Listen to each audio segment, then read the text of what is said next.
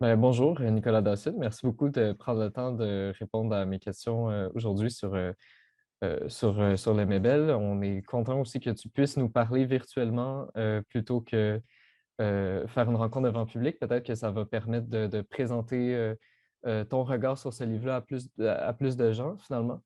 Donc, on voulait te parler parce que on se disait que tu aurais un regard intéressant sur la littérature chilienne, mais aussi sur la littérature queer, puis comment ça a pu évoluer dans le temps au Chili, puis ici, mais aussi en tant que lecteur à l'extérieur du Chili, nous parler de cette perspective-là qu'on pourrait avoir sur l'artiste. Donc, je te présenterai rapidement. Tu es écrivain, tu es étudiant au doctorat en recherche-création en études et pratiques des arts, si je ne m'abuse. Tu fais de la photographie, tu es rédacteur en chef de la revue Moebius, directeur littéraire de la section poèmes chez Triptyque.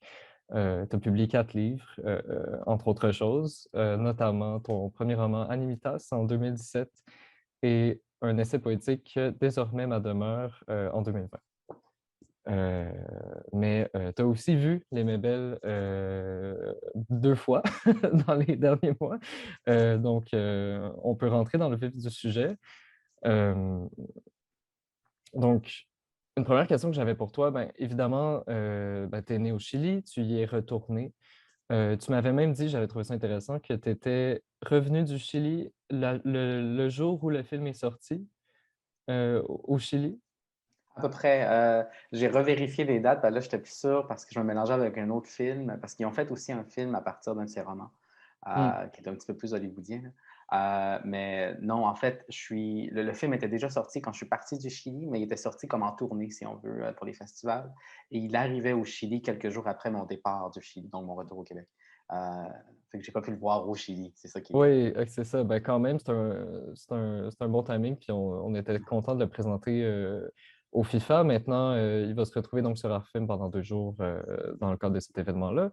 Euh, alors, donc, je disais que tu as beaucoup puisé, évidemment, dans ton expérience de la culture chilienne, même de l'immigration pour ton écriture et tes travaux universitaires. Mais je voulais avoir donc ton regard personnel, à savoir comment tu perçois, toi, l'apport de Pedro Lemebel, non seulement à la culture chilienne, mais aussi à la société chilienne en général.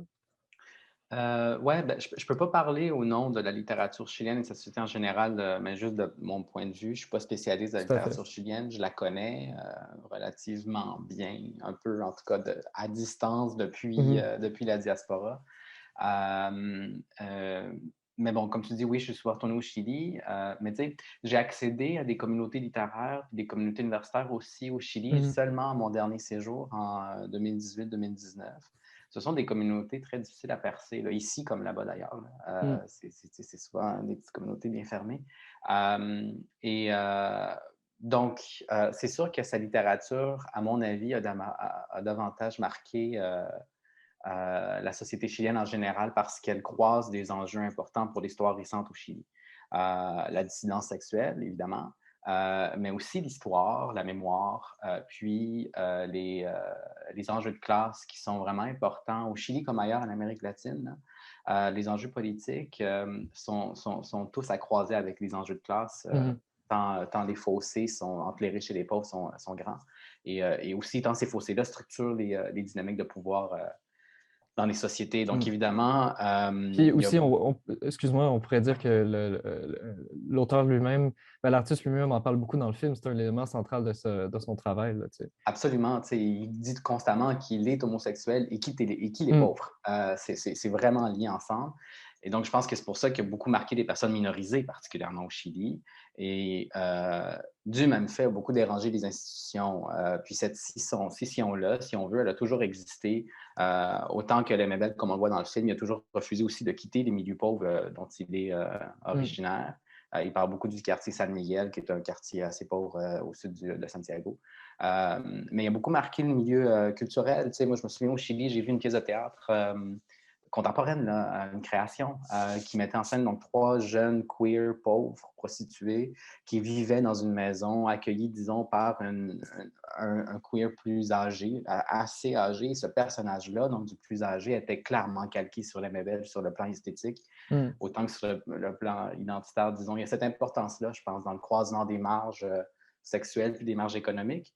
Un Mm. autre exemple aussi de son importance dans cette intersection-là, si on veut, c'est que, ça c'est une anecdote relativement connue, là, que quelques semaines avant la mort de Lemaivel, il y a des libraires, des organismes communautaires, des associations littéraires, des écrivains, des écrivaines, toutes sortes de citoyens et de citoyennes qui ont signé en très grand nombre une pétition pour qu'il remporte le Premio Nacional de Literatura, c'est le prix national de littérature, un prix extrêmement important au Chili. Il n'a pas gagné, il a été nominé, donc c'est comme un genre de pied de nez pour le milieu académique. C'est ce milieu-là qui nomine ces auteurs, ces autrices-là. Donc, il y a cette importance-là pour les gens, la Mm. gente, donc les gens du Mm. peuple, les personnes pauvres, là, Mm. C'est- à quel mm. point il était aussi déconsidéré par les institutions. OK. Parce que oui, c'est ce que je voulais te demander aussi, peut-être. Évidemment, toujours dans ton point de vue à toi, parce que tu n'as pas fait partie, comme tu dis, du milieu littéraire chilien, mais est-ce que tu as une impression, une idée de comment il pouvait être perçu par ce milieu-là pendant sa carrière? Ou est-ce qu'il est resté toujours... Parce qu'on le voit dans le film, il est devenu relativement connu du grand public, tu sais, très relativement, j'imagine. Mais, euh, mais comment il était perçu dans les milieux plus artistiques, plus littéraires, plus élitistes Mais peut-être? euh, je ne sais pas pendant la dictature, puis un peu après.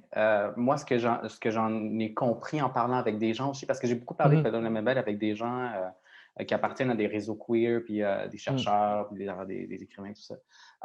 Tu sais, son écriture est très informée par la performance.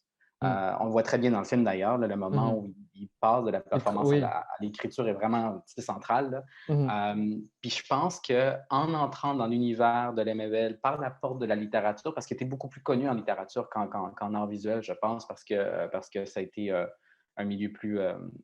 il a touché à beaucoup de points, si on Mhm. veut. Je pense qu'en entrant donc, dans l'univers de Lemaivel par la porte de la littérature, beaucoup de gens au Chili se sont ensuite intéressés à la performance et aux intersections des deux disciplines pour penser la dissidence sexuelle et le queer, pour l'historiciser. Donc, c'est sûr qu'on parle d'un groupe de gens assez niche, là. Mais de cette manière, je pense que Lemebel est aujourd'hui une figure queer vers laquelle se tournait l'Amérique latine depuis l'Amérique latine. Dans mon dernier séjour, j'ai vu beaucoup de groupes de chercheurs et de chercheuses, donc de militants, militantes, d'écrivains, écrivaines, des acteurs, des artistes, de lieux, de secteurs variés, là. Mhm. Donc, retourner à Pedro de Mevel et aussi beaucoup au travail des Jaguars de l'Apocalypse.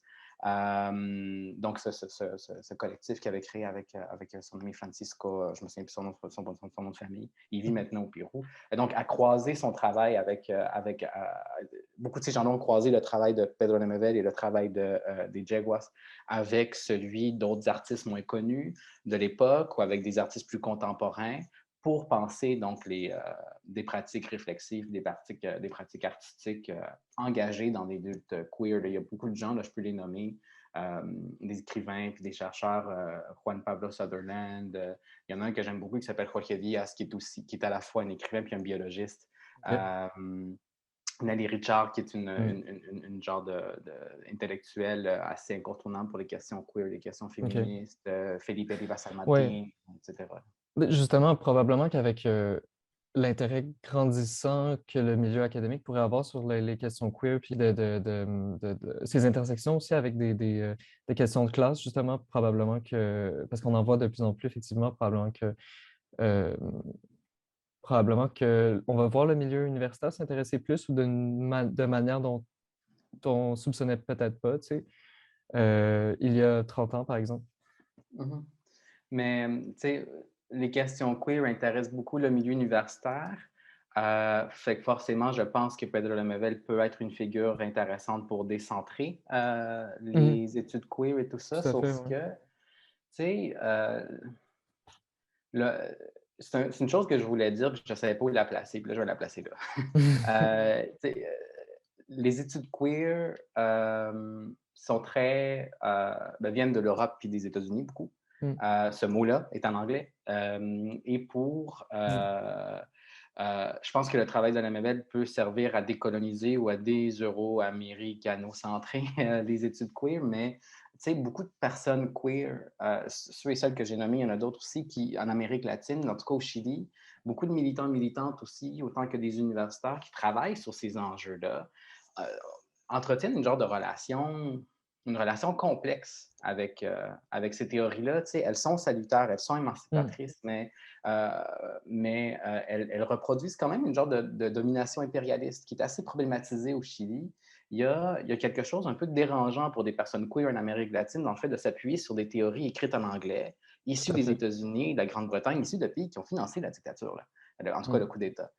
Donc, beaucoup d'enjeux liés aux dynamiques de pouvoir géopolitiques et historiques sont comme mêlés ici aux enjeux sexuels, aux enjeux aussi de classe, parce que l'accès à l'éducation est très inégal au Chili. Et donc, il faut avoir plus d'argent pour aller à l'école et pouvoir être à même de pouvoir lire ces textes-là en anglais. Le mot queer lui-même n'est pas complètement admis dans ces réseaux-là. On Mm. préfère changer parfois l'orthographe du mot ou parler plutôt de dissidencia sexuelle. On pourra en reparler, mais la nouvelle Mhm. jongle avec ces mots-là dans le Oui. film, là, pas avec queer, là, mais les artistes et chercheurs, ils font pareil que les Lemuel avec ces mots-là. Ils vont utiliser plutôt loca ou marica ou comunidad Mm. marica. Ils vont changer l'orthographe des mots. Ils vont dire marica avec un K plutôt qu'avec un C. Ils vont dire queer, mais queer en l'écrivant C-U-I-R plutôt que Q-U-R ou même K-U-I-R pour reproduire une orthographe de langue autochtone. T'sais. Donc, ils vont jouer avec ces mots-là pour Mm. utiliser des mots qui ressemblent beaucoup plus à leur réalité, mais aussi qui rendent compte des violences subies en Amérique latine, autant par l'hétéropatriarcat que par les dynamiques de pouvoir géopolitique.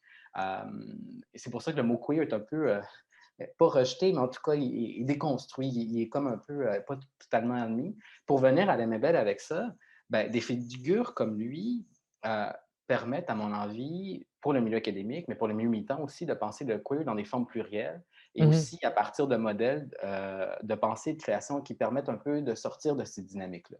Mhm. Lemuel a parlé de ces enjeux-là dans son travail, dans le film aussi, d'une pensée, disons, de la dissidence sexuelle informée de ces dynamiques Mhm. géopolitiques, par exemple avec sa super performance où il écrit Return AIDS là, en faisant une faute. Mhm. Là. Oui, tout à fait.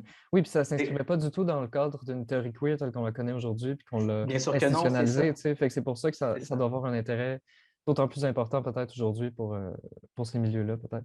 J'ai envie de faire une blague. J'ai l'impression qu'aujourd'hui, la nouvelle pourrait faire Return Queer aux États-Unis Ouais, avec ouais. une petite pancarte du type Pourquoi ben, pas? ce mot-là, je vous le renvoie, je vous le remets parce qu'il ne parle pas de nous, en fait. Mhm. Mais en même temps, il y a des choses à sortir du queer et de l'adapter, disons, aux logiques d'Amérique latine, comme celles des autres pays qui ne sont pas l'Occident-Nord. Mais Mhm. Mhm. c'est aussi une façon de dire c'est bon, j'ai compris, maintenant je vous le remets parce qu'il ne nous sert plus. Mhm.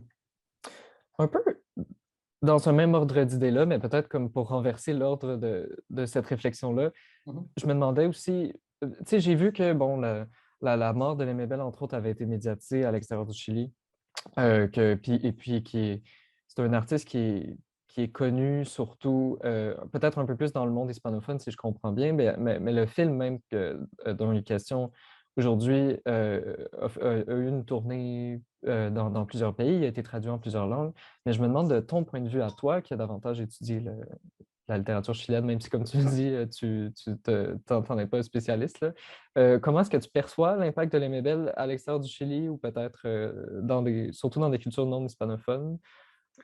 Ben, je ferais une chose avec laquelle je ne suis pas super à l'aise à faire, là, mais je séparerais un peu son travail plastique, ou en tout cas de performance, et son Hmm. travail littéraire. Je pense que le Mevel a été assez célébré à l'extérieur du Chili, particulièrement après la dictature. Il a été publié en Espagne et en Argentine. Moi, j'ai beaucoup vu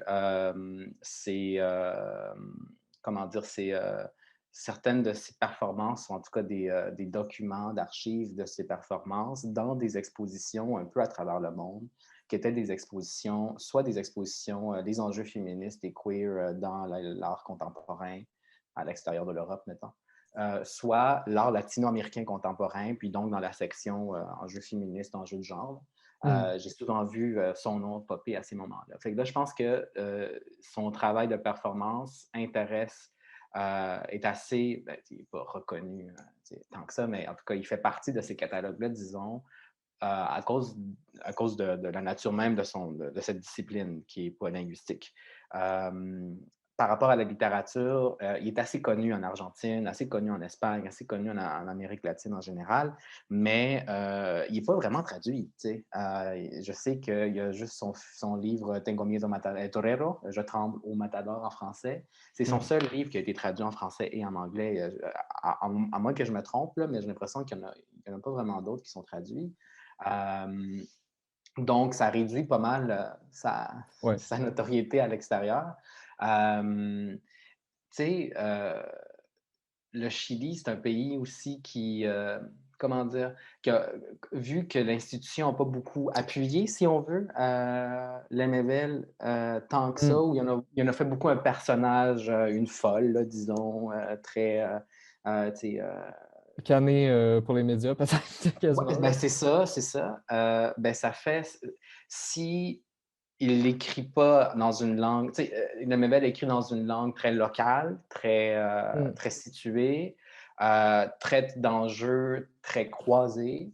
Il n'a pas été très, très appuyé par l'institution, autrement qu'en faisant un peu, c'est ça, un personnage très, très circonscrit. Ben, c'est sûr qu'après ça, la reconnaissance à l'extérieur est relativement timide, mais elle existe quand Ouais. même. Puis, Euh, oui, puis il faut s'assurer, j'imagine, d'une certaine manière, qu'elle n'est pas limitée à ce discours médiatique-là ou à ce personnage-là, tu sais. c'est ça, c'est ça. Mm. Euh, donc, je voudrais revenir un peu sur la manière dont le queer ou l'identité sexuelle de Lemay Bell elle pouvait être exprimée dans son travail. Parce que, ben, comme on disait, ce mot-là, cette vision-là de la sexualité n'était pas exprimée ou théorisée comme ça à l'époque, mais Mhm. euh, Lemay Bell faisait quand même de son homosexualité, de sa sexualité, un élément central à sa démarche. Il le dit dans le film. Pour moi, je suis d'abord homosexuel, puis artiste ensuite. Puis et il y avait une manière, euh, il y avait une importance dans son travail de politiser et puis oui, c'est ça, donc de politiser la manière dont il exprimait sa sexualité dans son travail. Mais de ton point de vue à toi, puis suite peut-être au plus récent voyage que tu as fait en Chili, puis à ce que tu as pu lire, comment as-tu l'impression que peut-être le statut social ou la positionnalité de l'artiste queer a changé au Chili depuis la scène underground dans laquelle l'artiste a émergé pendant la dictature de Pinochet à aujourd'hui, euh, considérant que, ben, et puis est-ce que tu dirais qu'il y a encore au Chili, de ton point de vue, euh, ce besoin-là de créer des personnages justement, puis de simplifier peut-être la question queer, comme ça a pu l'être avec lui, je sais pas. De la simplifier, je ne suis pas sûr. Tu sais, le Chili, comme beaucoup de pays dans le monde, a vécu depuis la fin de la dictature, depuis la fin des années 80, une lente et précaire progression, mais progression quand même, euh, dans les droits des personnes, puis particulièrement dans les droits des personnes LGBTQ, pour des femmes aussi, assez lente aussi. Les femmes n'ont toujours pas le droit à l'avortement, par exemple. Puis cette progression s'est pas mal accélérée dans les dernières années avec de nouvelles générations. Donc, on pourrait croire que les artistes queer ont pu, depuis la fin de la dictature et plus récemment, s'exprimer beaucoup plus librement, beaucoup plus ouvertement. Et bon, c'est relativement faux parce que, pour le dire un peu méchamment, la fin de la dictature n'a pas mis fin au Hmm. néolibéralisme. Qui maintient les pauvres dans une pauvreté économique, mais aussi culturelle, qui maintient les riches dans une richesse économique liée souvent à des valeurs morales, à des valeurs traditionnalistes et des valeurs chrétiennes. Euh, la fin de la dictature n'a pas mis non plus fin au machisme, au patriarcat, à la misogynie, qui sont extrêmement présentes au Chili. Et donc, tu sais, si on remonte au travail des Jaguars pendant la dictature et après, et d'artistes comme les Mebel, ce travail-là était indispensable aussi après la dictature parce que c'était encore dangereux de faire ces performances en public. C'était encore un acte radical de résistance qui d'ailleurs permettait aussi de faire des ponts assez importants avec les féministes, avec les femmes victimes d'abus sexuels et de violences conjugales, etc., des ponts qui étaient nécessaires, sinon tout le monde était isolé. Aujourd'hui, évidemment, les choses vont mieux socialement au Chili, mais les statistiques sont encore vraiment, vraiment alarmantes. La violence conjugale, les violences sexuelles, les actes homophobes, les meurtres de personnes LGBTQ+, sont très, très, très, très, très nombreux. C'est encore un genre d'épidémie Mhm. sociale, là. Ouais. Même si les gays ont le droit de se marier, par exemple, même si les prides existent et elles ressemblent aux prides d'Europe et d'Amérique du Mm. Nord, Mm. et que les choses progressent beaucoup sur le plan des droits. Les artistes et écrivains et chercheurs queer plus jeunes du Chili, dont ceux et celles que j'ai nommés tantôt, euh, travaillent majoritairement encore aussi depuis cette position-là, depuis leur identité sexuelle. Puis ils et elles croisent encore beaucoup leurs pensées et leurs pratiques avec des enjeux de classe, avec des enjeux politiques, exactement comme le faisait Lemaivel. C'est-à-dire pas Mm. nécessairement avec les mêmes structures, avec les mêmes méthodes, avec les mêmes discours. On y ajoute un vocabulaire, puis aussi des solidarités beaucoup plus actuelles. On se joint à la cause des peuples Mm. autochtones, par exemple, à la crise Ouais. climatique, à la mémoire de la dictature, au retour de l'extrême Mm. droite en Amérique latine, qui est assez intense. Mm. Bref, mais on le fait encore comme les Lemaivel depuis cette Mm. position-là parce que la répression est la même. Mhm. Justement, tu m'amènes très bien une prochaine question que j'avais. En fait, je trouve ça intéressant parce que en préparation de notre entretien, je t'avais déjà entendu en entrevue, puis tu parlais de ton approche aux questions queer dans ton travail à toi, et puis tu disais que pour toi, ça passait moins au début par de l'action militante nommée telle quelle, par des discours politiques, ou en tout cas foncièrement politiques. Puis tu t'es rendu compte peut-être par après que tu développais comme un travail ou une écriture queer. Mais dans le cas de l'Aimé Belle, c'est tout le contraire, en fait. Ça part d'une volonté de militante presque. Puis est-ce que tu dirais donc que c'est pour toutes les raisons que tu as nommées, que tu viens de nommer, il y a encore vraiment presque dans la forme, cette volonté de travailler comme ça, tu sais, Mhm. plus là-bas. Euh, ben, je reviens à la partie, au passage du film que tu as cité où le Mavel il dit Antes Mm. de l'artista hay un homosexuel, avant l'artiste, il y a un homosexuel. On est pendant la dictature aussi à ce moment-là, hein, mais euh, très honnêtement, je ne vois pas comment une création qui se dit une création queer, là j'utilise le mot Ouais, ouais, c'est vrai. précis, je ne vois pas comment une création queer peut ne pas être une création engagée politiquement et donc Mhm. potentiellement militante. Je ne Mm. comprends pas comment c'est possible. Mhm. Pour qu'une création soit engagée, d'ailleurs, il ne faut pas obligatoirement qu'on soit en dictature et que ce soit fait dans la rue à pleine manif envers et contre Ben non, tous et ouais. toutes et risquer la torture. C'est pas ça. Ça peut être dans un livre, dans un musée, etc. Mais tu sais, quand on parle de queer, on parle d'une insulte, hein, qu'on prend pour soi et qu'on utilise pour Ouais. s'émanciper, tout en, ça c'est important, tout en honorant, disons, la douleur et l'exclusion pour ne pas l'oublier, tout en honorant cette insulte-là qui visait à nous faire du mal, pour ne pas oublier que les personnes queer viennent aussi, pas que, mais aussi de ces expériences d'exclusion-là, qui produisent des traumas, mais qui produisent aussi des solidarités, puis aussi beaucoup de créativité. Et donc, c'est à la base du mot queer.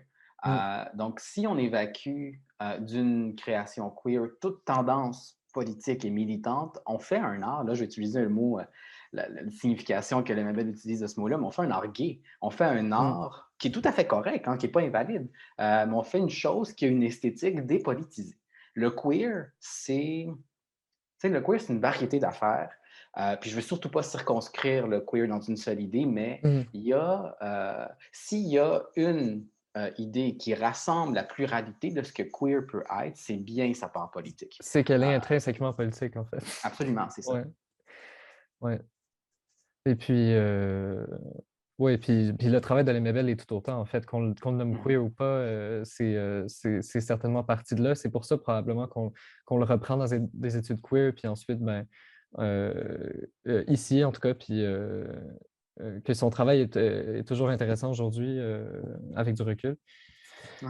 Euh, Ben juste, je trouve ça intéressant, puis peut-être c'est une bonne question, c'est une question qui peut être intéressante en terminant pour faire des ponts, peut-être, entre le travail de l'Emebel puis le tien, parce que tu t'en parlais autant pour le travail de l'Emebel que pour la manière dont on réfléchit le mot queer aujourd'hui. C'est Mhm. il y a comme un réemploi des mots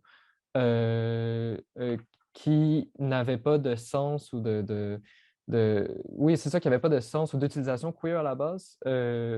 Donc, peut-être pour faire des ponts avec ton travail à toi, parce que les Mabel en parle beaucoup. Il y a une scène très intéressante où il nomme dans une émission de télé toutes sortes de. Ben, il lit en fait un de ses livres, le passage d'un de ses livres où il nomme toutes sortes d'insultes, de mots populaires qu'il a repris pour désigner comme sa sexualité, là, d'abord. Euh, Puis dans ton travail à toi, est-ce que tu t'es posé justement cette question-là qui est comme très queer aussi, c'est-à-dire de réemployer des mots comme ça? Oui, ce texte-là que Daniel a lu s'appelle Marie Cueca.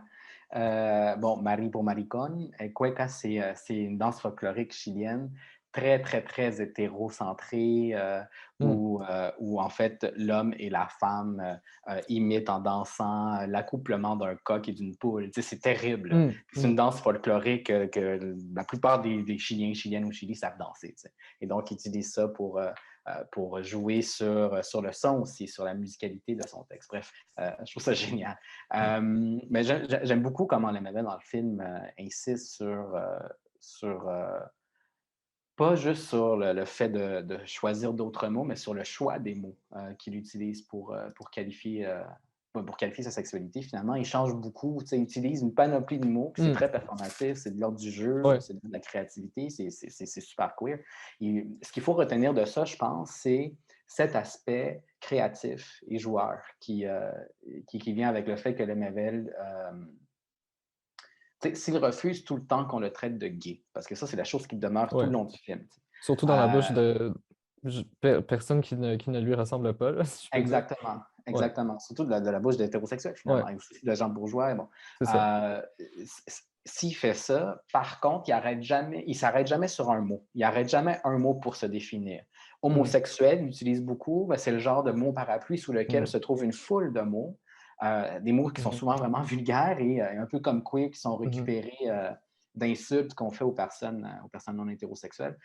Et puis donc, de prendre tous ces mots-là, donc la plupart du temps blessants et vulgaires, et de les transformer en une genre de liste de choix, en défini choix pour se définir. C'est comme remplir son garde-robe de plein de vêtements, puis de costumes, puis d'accessoires, assez pour qu'on puisse changer de style puis de genre à tous les jours. Tu sais. C'est comme ça que je perçois la langue, en fait, de ce qu'on peut appeler une écriture queer.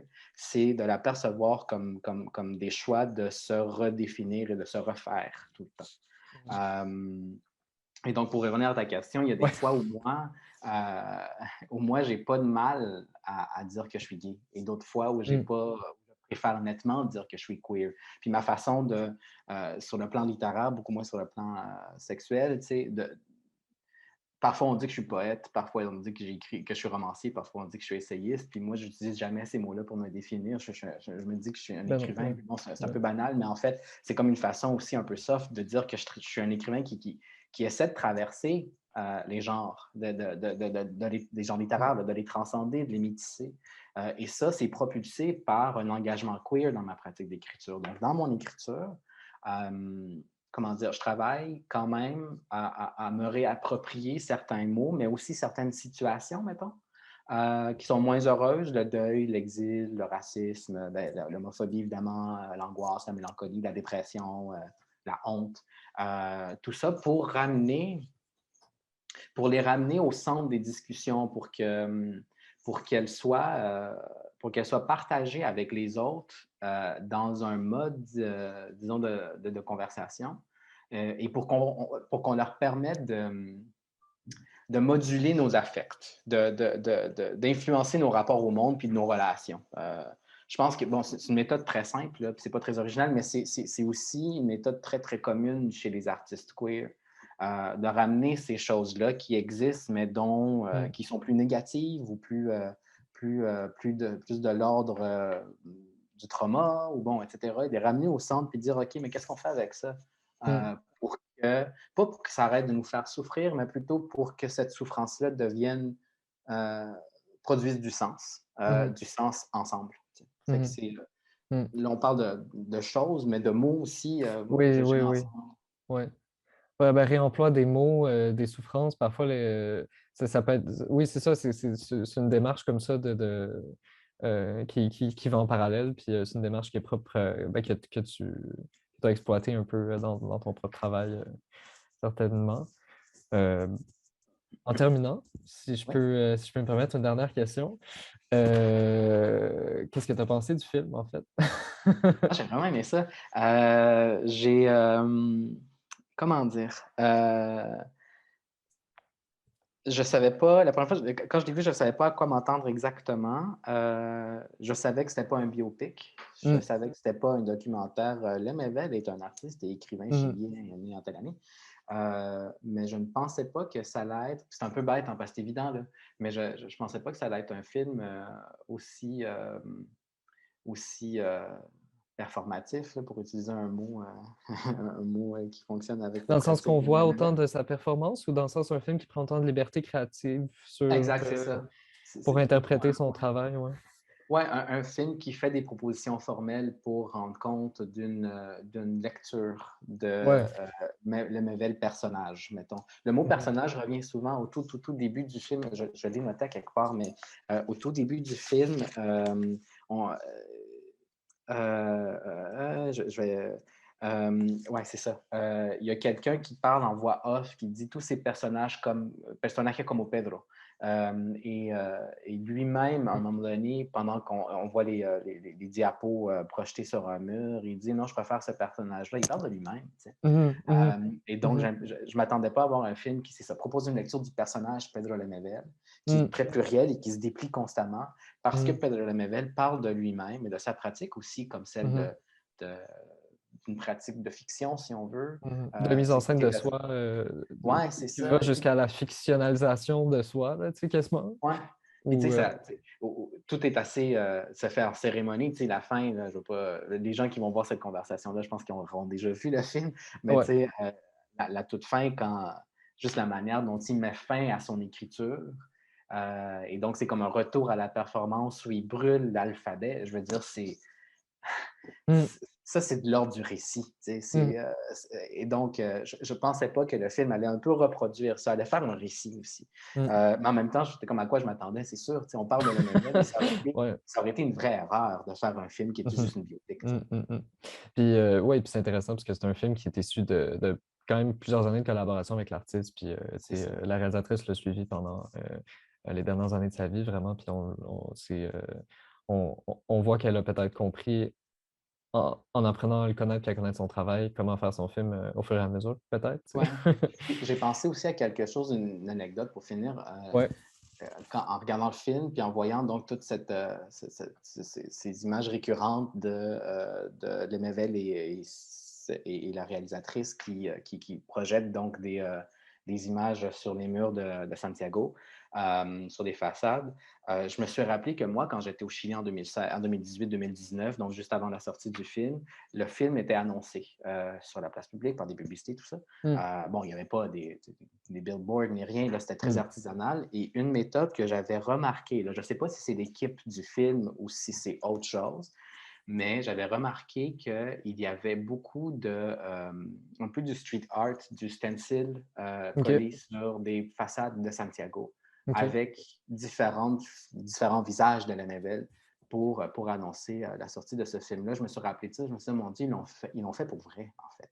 Mm, mm, Et que quand le film allait sortir, ben, ils ont repris cette idée de projeter le visage de la mm. Mabel sur les murs de la ville, mais maintenant, c'était pas une projection, c'était vraiment Ouais, c'est vrai, ouais. plastique. Tu sais. Ouais. Je me suis dit, oh mon Dieu, mais c'est génial. Tu sais. Ouais. La Tout performance à en fait. continu. Puis, Exact. C'est des super belles images aussi qu'on voit dans le film ouais. de projection. Ben, merci beaucoup, Nicolas. Merci à toi. Euh, Merci pour l'invitation aussi. ben, ça fait vraiment plaisir. Puis on est très content d'avoir eu ton regard unique, bien que Montréalais, ben, à Montréal en ce moment sur l'œuvre de l'Aimé Belle. Donc, merci beaucoup d'avoir été avec nous. Merci beaucoup.